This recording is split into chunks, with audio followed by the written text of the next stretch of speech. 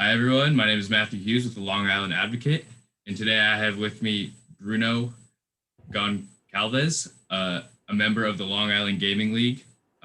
So, how are you doing, Bruno, today?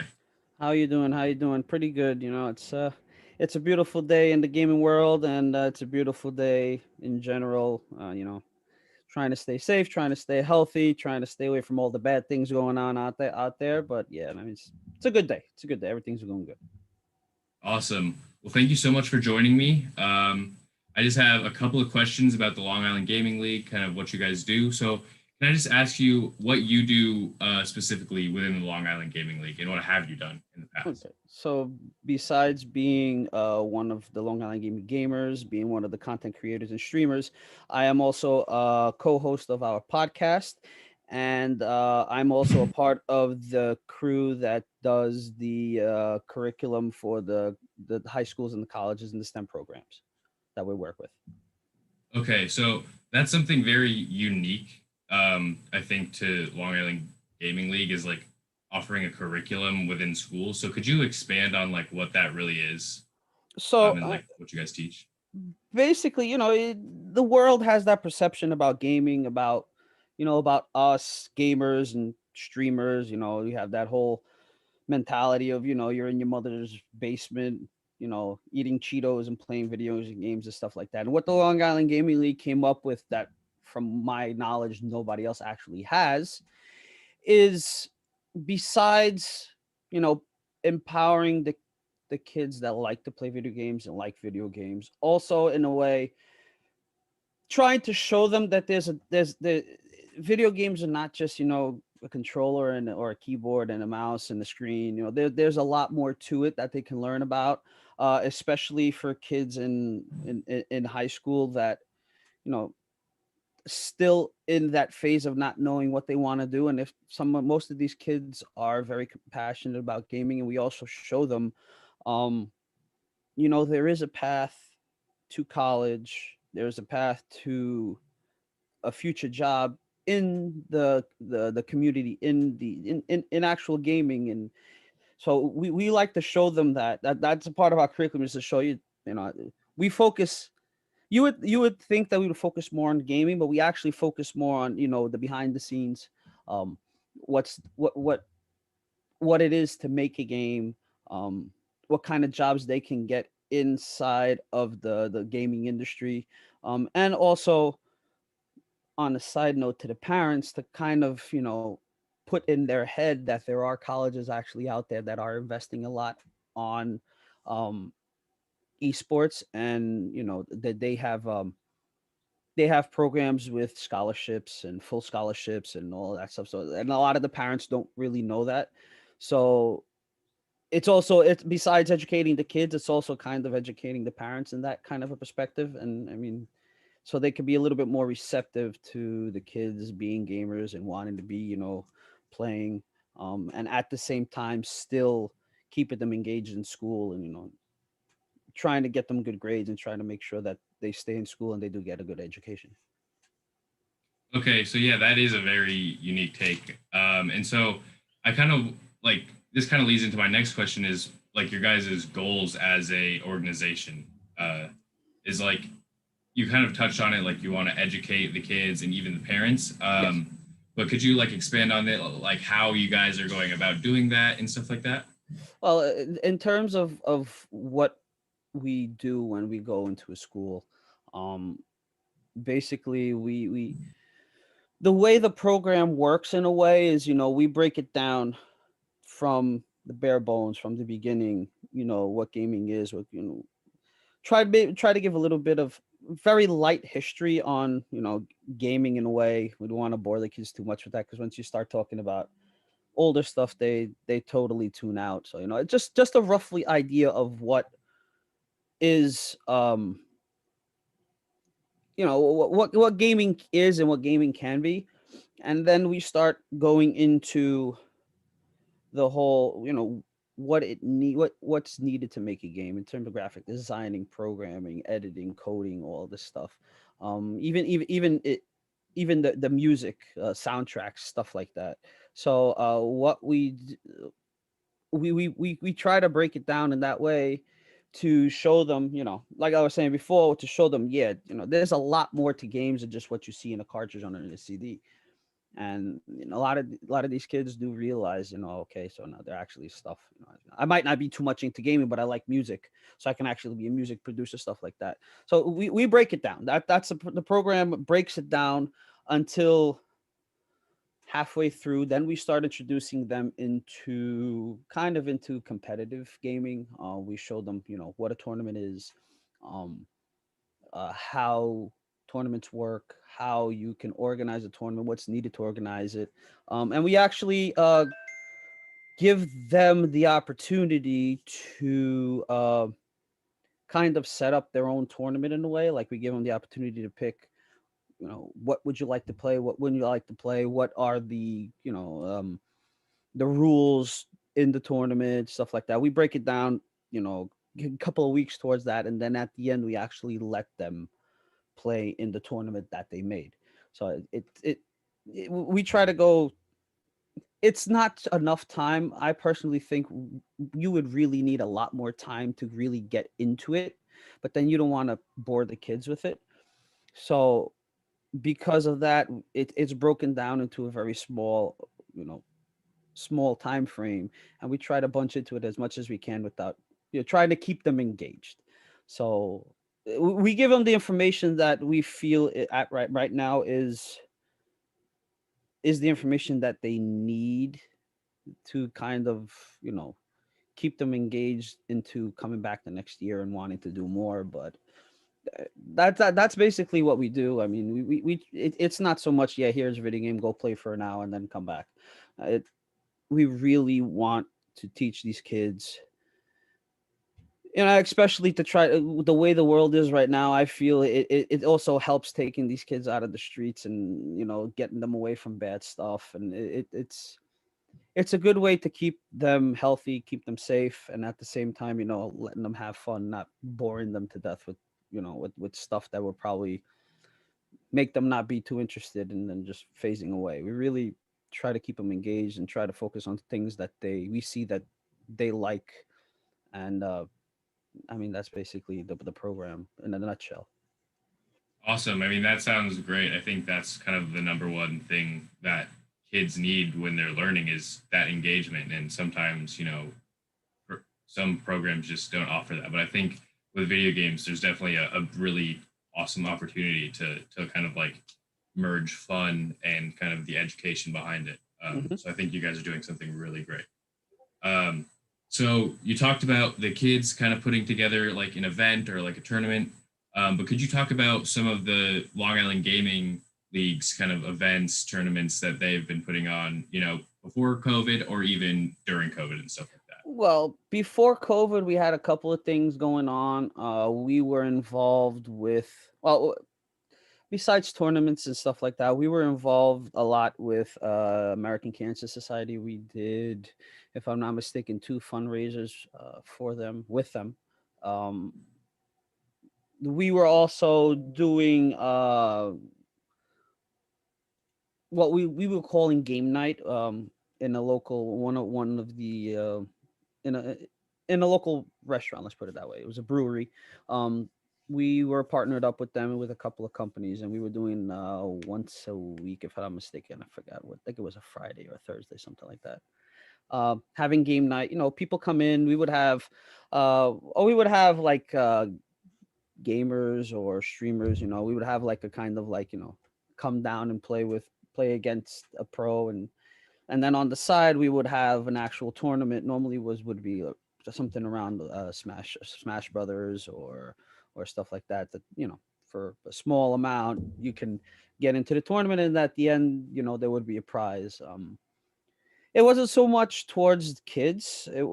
Being that it is a brewery and stuff, it was actually towards 18, 20, 21 and above.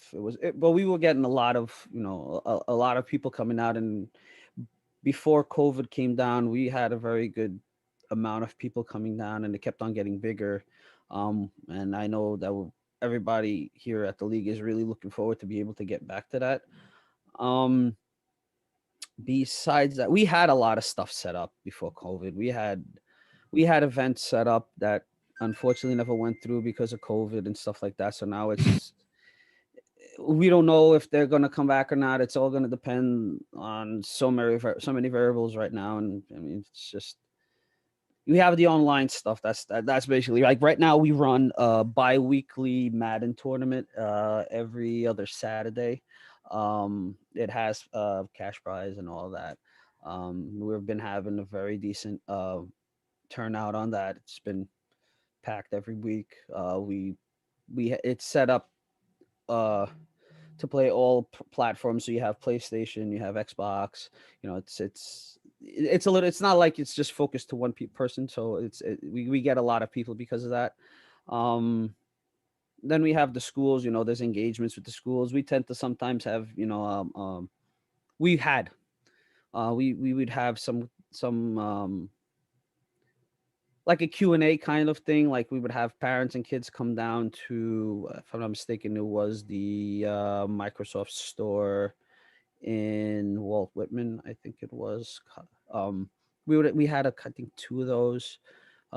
Parents come down with the kids. You know, if you have any questions, we would kind of introduce them to us, to what we have, what we're, what we provide, and letting the parents, uh, if they had any questions, which most of the time they did.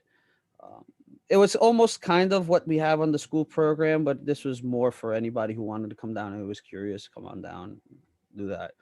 Um, we had a couple of tournaments here and there, but just COVID really came and threw a big wrench in our progress because we were starting to build up and starting, coming on strong, and then this whole thing just happened. So now it's like almost like back to the drawing board and trying to figure out what the next step is going to be. So I mean, in terms of in-person stuff, everything's still in the air because I mean, there's only a certain amount of people you can have, and you're gonna do a tournament with 10 people.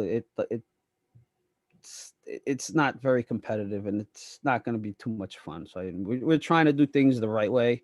Um, so just waiting for this whole thing to blow over and see what we can do.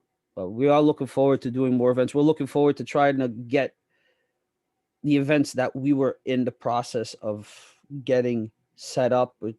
Hopefully, we can get all that stuff, and hopefully, this year or at least next year, we're going to have a lot more stuff coming. I know for sure we have a lot more stuff set up, not so much in person, um, but it's we have a big Madden tournament coming up with some. We have actually some pro NFL players that are going to be playing with our players. Still don't have them set name who is coming, but we have guarantees that they are coming. It's just a matter of locking down the name so we can say who they are. We don't even know, and everybody's itching to find out. But I mean, besides that, we're looking towards you know everything that we can touch. It's like right now we're focused on Madden, especially because the community out here on Long Island are very strong. It's very big, and they engage a lot in these kind of things. But we're looking to fan out into other games, shooter games like Call of Duties, Smash Brothers, or fighting games. But it's just now it's the whole thing of it's a new world, and we're in the process to figuring out where to go next to make it happen right. Just because of the no in person would make so much stuff much easier, and it complicates a little bit because if you go see, there's so much of the same thing out there. There's so many tournaments of the same game. So it's like we don't want to be like them. We want to be us and nobody else. We want to be unique. We want to be the people that bring that new thing, not just to Long Island, but to the gaming world. And we don't want to just be like everybody else. We want to be unique. So that's why the process is a little bit slower, just because we want to make things right. And we want it to, when we come out with a proper product that's not going to be, just a copy of somebody else's stuff. Yeah, I mean that sounds all really exciting. I mean, I know COVID, did throw a wrench into things, but I think you guys do have a few bit of plans at least for this year, and then I can imagine you guys would be all over, getting more events and stuff once COVID is like kind of like behind us. For sure, for sure. Um, on more of a personal note, though, you mentioned you were like a content creator, Yeah. a streamer. So what is your like ID? Do you stream on Twitch and like social medias? Like what's that for you? So I stream only on Twitch. I'm an affiliate right now, so it's just I'm a little bit restricted to Twitch. Trying to start to build my YouTube channel. It's just I do it more on part time because I do have a job, and my job takes out most of my time during the week. So I have to try to compact into a very little time frame a lot of stuff that I have to do. So I haven't gotten too much into actually editing video and putting it on YouTube, but I'm trying to get to that point. But yeah, I mostly my I mostly stream on Twitch. I'm basically first person shooters, Call of Duties. Right now I'm very invested in Escape from Tarkov, which is it's a game that's been around for a while, but it's still in the process of being built. It's still in a beta. It's been in a beta version for probably about 2 years, and they're still building it up. But it's a game that I spend basically all of my time playing. Every once in a while, I will play with the guys from the league, or I'll play with other streamer friends that I have, and play or Among Us or Call of Duty or Apex, or I'll go away from it. I mean, before this game came out, I was focused on Call of Duty. I strived away from it a little bit just because it's just things were getting a little too crazy in Call of Duty, and it just wasn't appealing to me anymore. uh I just wanted to step away before things got a little too crazy, and then I really would hate the game and I want to go back to it. And I love the game. I've been playing it. I've probably had every Call of Duty since it first came out. So it's just it's a game it's that I focus on a lot. um but I just don't like the way things are, the the the way they're going, so I stepped away from it a little bit. I still kind of sometimes play the game that I started playing competitively, which was called a Counter Strike. That was my main game years ago. I still try to sometimes get into it, but I don't play it the same way that I used to. It's just it's when you're a content creator, it's not just playing what you like. You have to also keep your eye on trends and see what everybody else is doing, and you don't want to be behind the curve on everybody else, so you have to kind of in a way follow. So you have to see what games are being played. Like this month could be Call of Duty, everybody's playing that. Then maybe in a month or two it shifts to another game, and you have to stay with the trend, because that's where the viewership goes, and you have to go with it. If you don't go, you get left back, and then it's very hard to recuperate. um but yeah, that's basically what I play. I mean, I've played MMOs in the past. I sometimes, to get away from the first person shooters, I invest a little bit of time in games like Diablo and Final Fantasies and stuff like that. But that's just more like to take the head away from the whole craziness of first person shooters and competitiveness. It's more of a it's more of a leisure, more a of a spa day in gaming, if you want to put it. It's just more to relax and just to clean your mind from everything else. But that's basically what I focus around. I mean, I try to publish all my stuff on all my social medias. I have Twitter and Facebook and stuff like that. But Twitch is my home. Okay, yeah, and really quick, I don't know if I catch it. What was your like tag, like your name? Is it So that's a funny thing, because on like Twitch I use it's hood underscore 1983, but like Twitter I actually use my name. So it's unfortunately, when I made all these accounts, it was everything and nothing was made at the same time, so everything is different. But my gamer tag, actual gamer tag, is the underscore hood. Although on Twitch, I'm hood underscore 1983. That's my Twitch channel. And then on there, I have all my social medias are published on Twitch. There's all my Discord is there, but I still like, again, it's something that takes time, and I haven't made it. I haven't built it up all the channels, but I have the link there already. The link to my Twitter is also there. But yeah, on Twitch, I am hood underscore 1983. awesome? Well, that sounds really good. I know I totally understand where you're coming from with the competitive games. I know how competitive some people can get in these games, and you know, potentially like the anger is really you know, it's just a lot. Yes, it is. But finally, this is my last question. Is there anything you want to add about the Long Island Gaming League or kind of like gaming in general, um, as it is right now? Well, eh, what I can say about the Long Island Gaming League is if for who's listening, if you want to get involved with people that are worried about you succeeding, not so much worried about the league itself. How am I going to say that in a way? It's like they're more us at the league. We're more worried about all of our members succeeding and going forward and being the best that they can, and us helping them.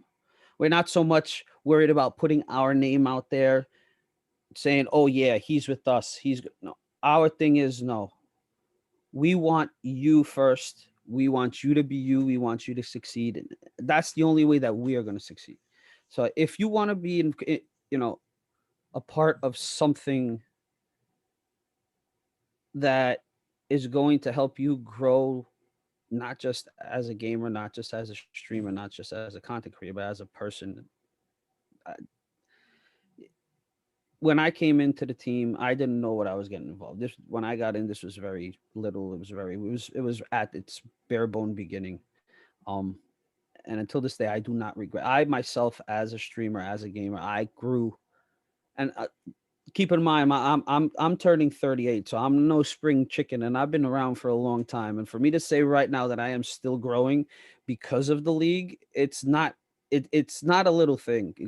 It at this age, it's not easy for you to grow, or you grew, or you're done. So they've helped me a lot. The community that we have, not just the players, not just the staff, but even the companies and the people that we work with and that we have some type of involvement with. Everybody that we work with is at the top of the game. They're the best at what they do.